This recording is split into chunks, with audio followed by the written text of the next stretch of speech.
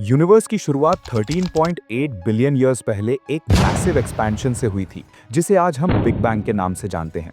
लेकिन उस एक्सपेंशन के एक सेकंड पहले क्या था? इनफैक्ट अगर मैं कहूं कि तब वो एक सेकंड भी एग्जिस्ट नहीं करता था। मतलब मतलब ये कि टाइम, स्पेस और लाइट, ये सारी चीजें यूनिवर्स के अंदर एग्जिस्ट करती हैं, पर यूनिवर्स तो उस बिग बैंग से स्टार्ट हुआ था। और जब यूनिवर्स से पहले कुछ था ही नहीं, तो वो एक्सपेंशन एक्चुअली किस पार्टिकल का था?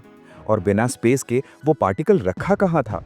और आज की वीडियो में हम इन सभी सवालों को डिकोड करने वाले हैं, जो फिजिक्स के रूल्स को रीराइट करने पर मजबूर कर देती है। तो वीडियो को एंड तक देखना, ताकि कोई क्वेश्चन अधूरा ना रह जाए।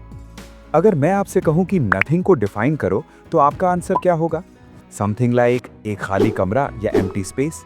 लेकिन बिग बैंग से पहले स्पेस खुद एग्जिस्ट नहीं करता था।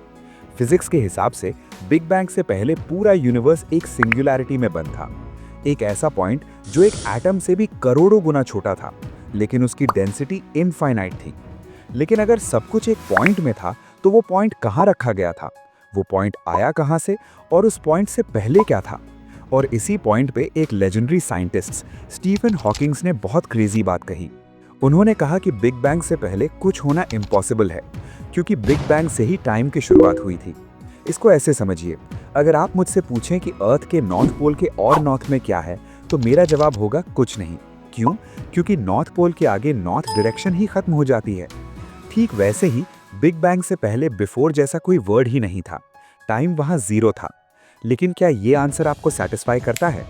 वेल, मॉडर्न फिजिक्स के पास कुछ और भी ज्यादा शॉकिंग थियरीज हैं, जैसे द बिग बाउंस।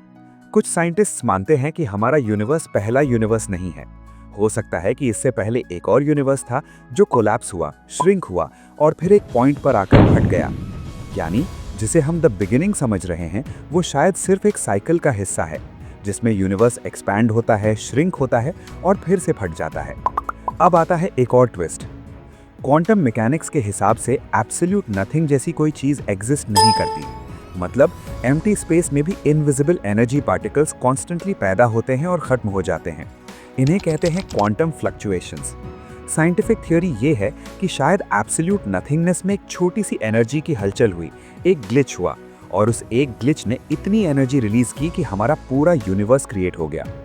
वेट, इसका मतलब हम एक कॉस्मिक एक्सीडेंट है? सच तो ये है कि हम आज भी उस नथिंगनेस के राज से पर्दा नहीं उठा पाए हैं।